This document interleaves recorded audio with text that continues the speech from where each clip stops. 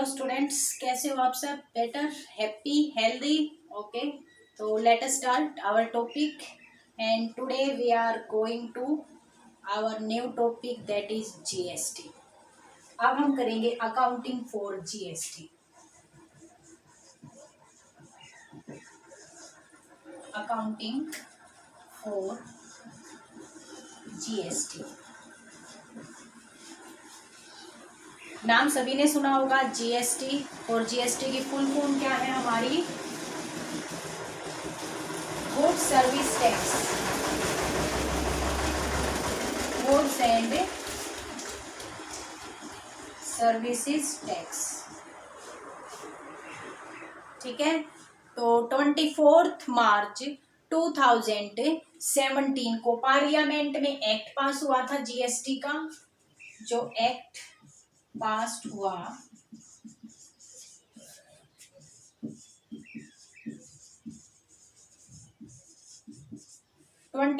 मार्च 2017, और जो जीएसटी लागू हुआ, इफेक्ट इसका लागू हुआ, एप्लीकेबल हुआ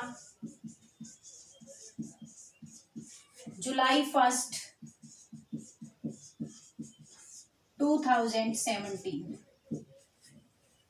ठीक है, तो पार्लियामेंट में कब लागू हुआ, एक्ट पास हुआ था 24 मार्च 2017 को, और ये पूरे नेशन में लागू हो गया था जुलाई 1, 2017 को जीएसटी। ये डेट आपको याद रखनी होगी। उसके बाद जो हमारा जीएसटी है, जीएसटी का जो मेन पर्पस था, जो मेन मोटिव था इसका, वो था वन नेशन वन टैक्स। क्या था इसका बेस क्या रहा कि वन नेशन वन टैक्स।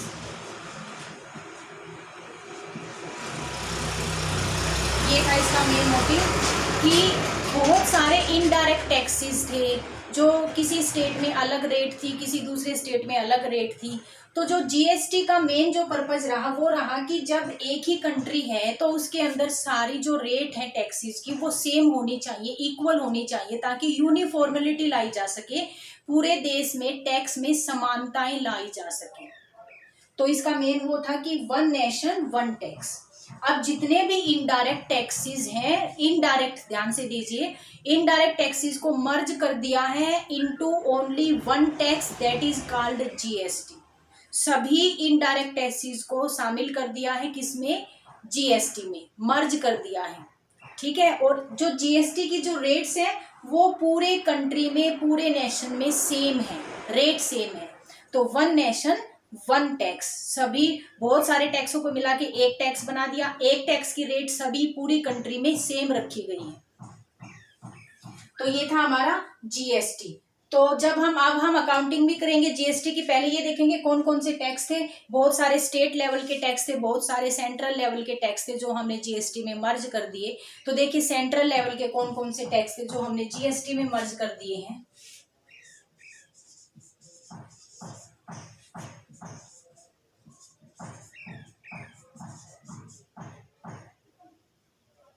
जो सेंट्रल लेवल के टैक्स थे जो हमने जीएसटी में मर्ज कर दिए हैं वो है हमारे service tax, excise duty, central sale tax.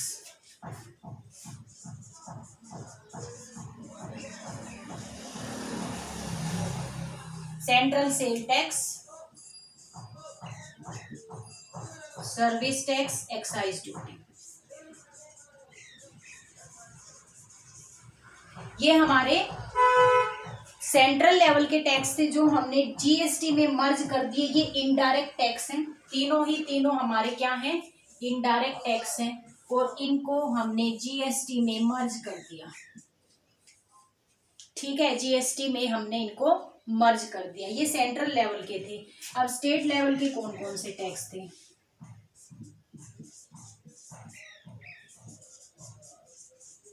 State level के कौन कौन से टैक्स थे जो हमने जीएसटी में मर्ज कर दिए हैं? ठीक है, तो जीएसटी में जो मर्ज कर दिए हैं वो है हमारे ऑक्ट्रॉय और एंट्री। जो हमारा टैक्स होता था जब भी हमारा स्टेट में, एक स्टेट से दूसरे स्टेट में आता है, ऑक्ट्रॉय, एंट्री टैक्स, उसके बाद था हमारा परचेज टैक्स, इंटरटेनमेंट टैक्स,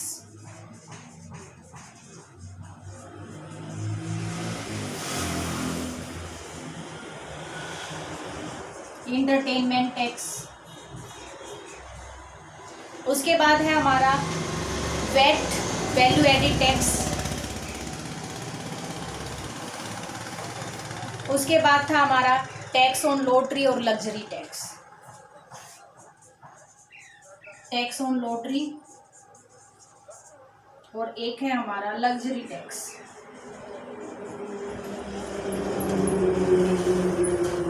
ये है हमारे स्टेट लेवल के टैक्स जो हमने सभी को मर्ज, ये इनडायरेक्ट टैक्स है और सभी को मर्ज कर दिया है हमने किसमें, जीएसटी में। इसका मतलब देखिए इतने सारे इनडायरेक्ट टैक्स को हमने एक टैक्स में मर्ज कर दिया, एक टैक्स में शामिल कर दिया, और वो टैक्स है हमारा जीएसटी। तो कौन कौन से टैक्स हुए, सेंट्रल गवर्नमेंट के टैक्स थे वो central sale tax, service tax, excise duty. State level के टैक्स थे luxury tax, octroi entry tax, purchase tax, entertainment tax, tax on lottery और वेट। इन सबको हमने जीएसटी में शामिल कर दिया।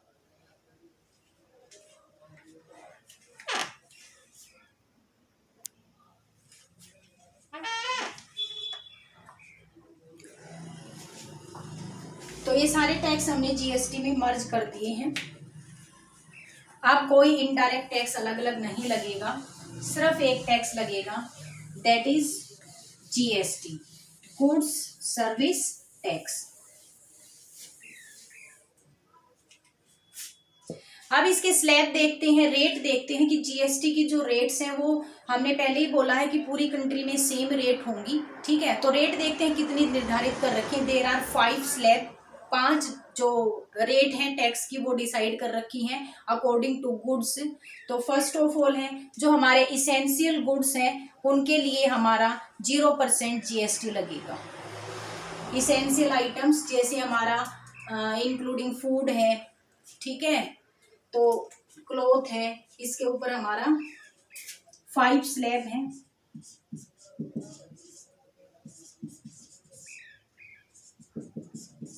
फर्स्ट है हमारा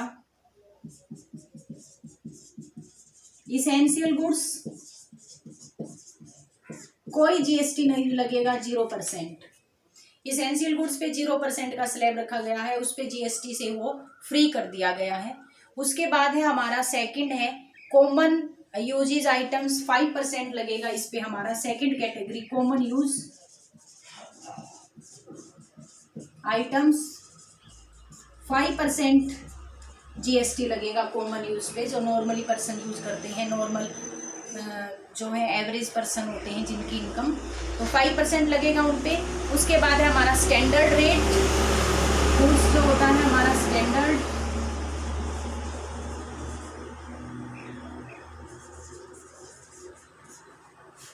स्टैंडर्ड रेट्स पे 5% के बाद 12% है हमारा जीएसटी, 12% लगेगा।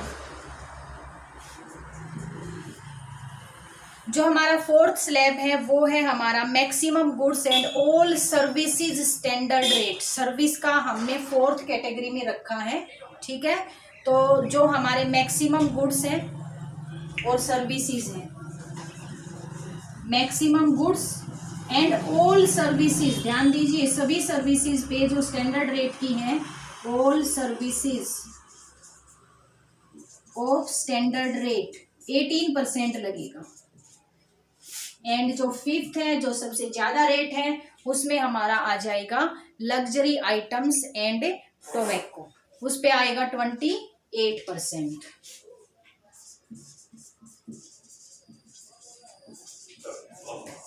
लग्जरी गुड्स एंड 28% सबसे हाई रेट लगाई गई है टोबैको और लग्जरी रेट्स पे। तो देयर आर 5 स्लैब, 5 रेट्स में डिवाइड किया है हमने जीएसटी को। तो इसेंशियल गुड्स पे 0% लगता है, कॉमन यूज आइटम्स पे 5% लगता है, और स्टैंडर्ड रेट गुड्स पे 12% लगता है।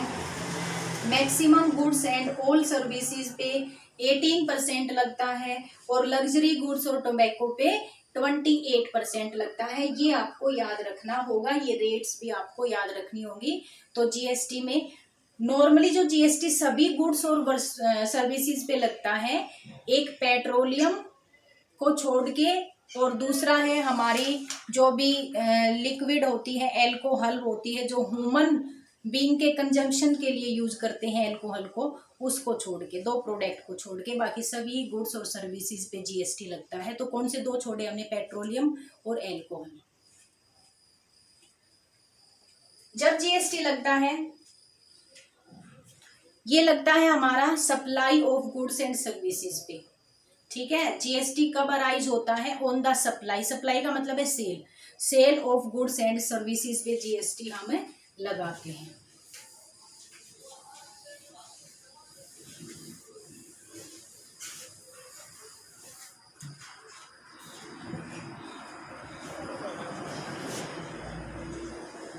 अब हम करते हैं टाइप्स, क्या क्या रहेंगे हमारे जो जीएसटी के टाइप्स हैं। टाइप्स के लिए हमें सेल और परचेज पे जाना होगा, ठीक है। तो जब भी हम जीएसटी के बारे में, जब भी हम सेल करें गुड्स की,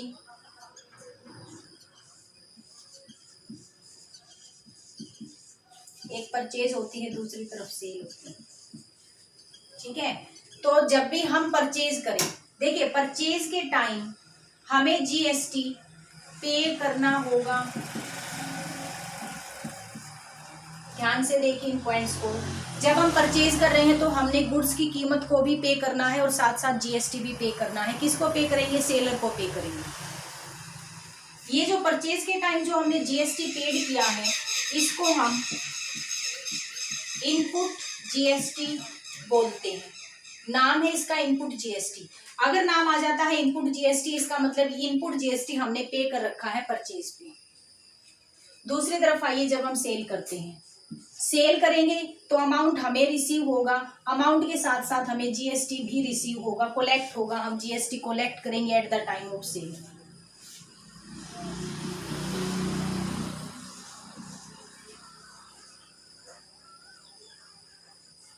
और कलेक्ट जीएसटी सेल के टाइम, इसे हम बोलते हैं आउटपुट जीएसटी। कलेक्ट के टाइम जो हमारा सेल होता है वो हमारा होता है आउटपुट जीएसटी। मेनली हमारे ये दो वर्ड हैं जिन्हें हम अकाउंटिंग ट्रीटमेंट करते टाइम यूज करेंगे, ये आपको क्लियर होने चाहिए। इनपुट जीएसटी हमने पे कर रखा है, परचेज है। आउटपुट जीएसटी हमने कलेक्ट कर रखा है कस्टमर से सेल के टाइम, ठीक है। उसके बाद मेन पॉइंट तो ये बनेंगे हमारे। उसके बाद जो इनपुट जीएसटी है, ये हमारा एक्सपेंसेस नहीं होते, नॉट एक्सपेंसेस। ये हमारा एक्सपेंसेस नहीं है, हमने पे किया है, लेकिन ये कलेक्ट जीएसटी आउटपुट जीएसटी से सेट ऑफ हो जाएंगे, एडजस्ट हो जाएंगे। जो आउटपुट जीएसटी है हमें मिला है, लेकिन ये हमारी इनकम नहीं है, नॉट इनकम, ये तो गवर्नमेंट का है, ठीक है। बिजनेसमैन को जीएसटी नहीं मिलता। सेल परचेज के टाइम वो पे करता है, कलेक्ट करता है, लेकिन लास्ट में कलेक्ट और पेड को एडजस्ट करके लास्ट में जितना कलेक्शन जाता है वो गवर्नमेंट अकाउंट में जमा कराना होता है। जीएसटी रिसीव होता है लास्ट में गवर्नमेंट को। तो ये इनकम नहीं होता, ये एक्सपेंसेस नहीं होता। तो फिर क्या होता है, इनपुट जीएसटी एसेट मानी जाती है जब तक एडजस्ट ना हो, और आउटपुट जीएसटी लाइबिलिटी मानी जाती है जब तक इसका भुगतान ना हो, लाइबिलिटी। तो ये थे हमारे मेन, जब हम परचेज करेंगे, जब हम सेल करेंगे।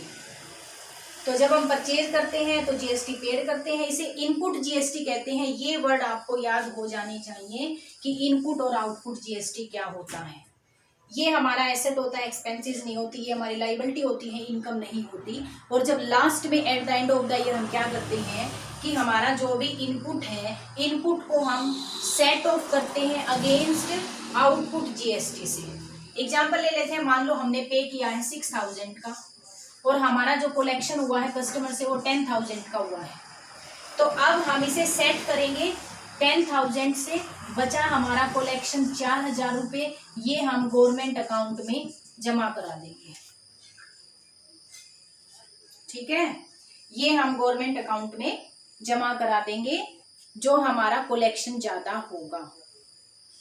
तो मेनली पॉइंट हमारे यही थे, ठीक है। स्लैब आपके याद हो गए होंगे। उसके बाद हम एक और छोटा सा टॉपिक लेंगे, हम करते हैं कि कैरेक्टरिस्टिक्स ऑफ जीएसटी, क्या क्या नेचर है जीएसटी की, कैरेक्टरिस्टिक्स क्या रहेंगी।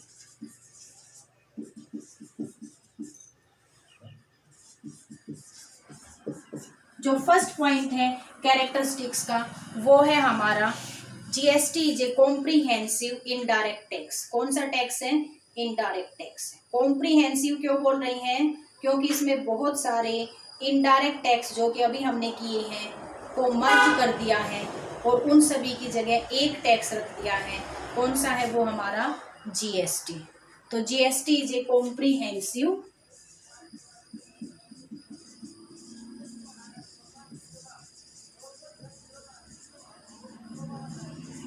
Indirect tax.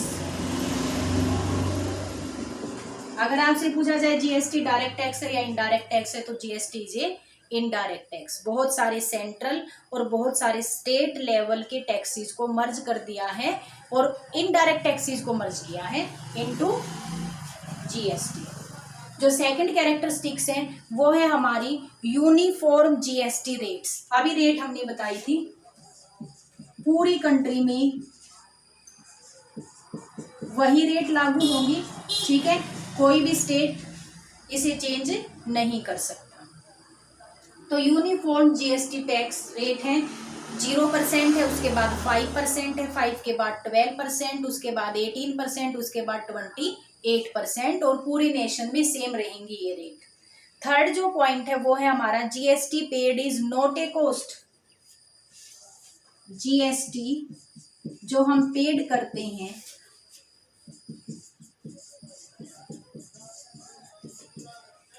वो कॉस्ट नहीं होती। यहाँ देखिए जो परचेज के साथ हमने जो जीएसटी पेड किया है, जो इनपुट जीएसटी है वो हमारी परचेज में ऐड नहीं होता, अलग से दिखाया जाता है। कभी भी परचेज की कॉस्ट में जीएसटी ऐड नहीं होता, तो जीएसटी कॉस्ट नहीं होता, ठीक है। जीएसटी कभी भी कॉस्ट में शामिल नहीं होगा।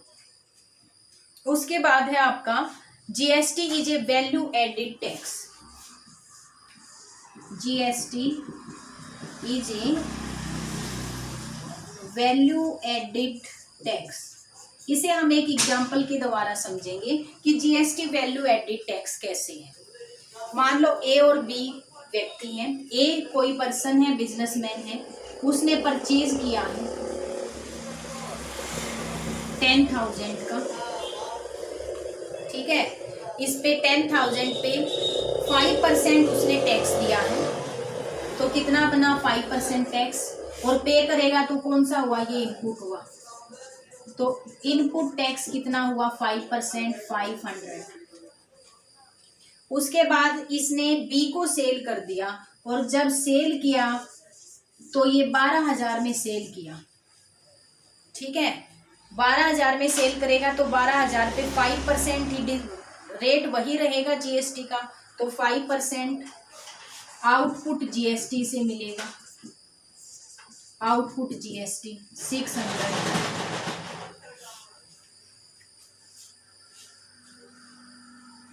नीचे का दिखाई नहीं दे रहा होगा, ऊपर देखिए एक बार।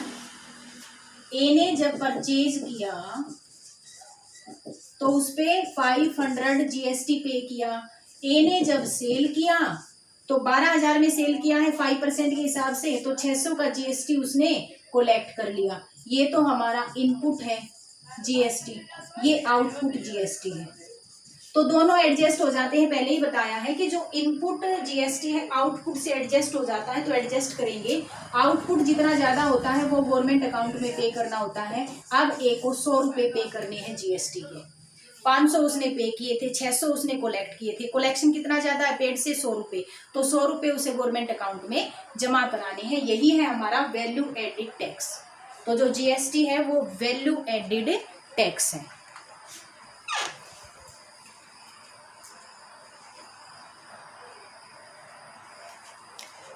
तो ये हमारा जीएसटी का था। तो थोड़ा सा नया टॉपिक है, ठीक है। तो ये चीज़ें आप अच्छी तरह से याद रखेंगे। स्लैब याद रखनी है आपको और मेनली तो आपका अकाउंटिंग ट्रीटमेंट के टाइम इनपुट और आउटपुट के वर्ड्स ये याद रखने हैं, ठीक है, इजीली आपको समझ में आ जाएगा। तो आज के लिए इतना ही।